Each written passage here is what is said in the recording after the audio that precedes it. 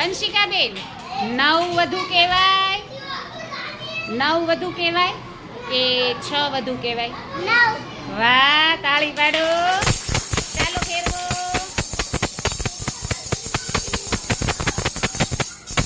ચાલો પલકબેન ઊભા થાવ.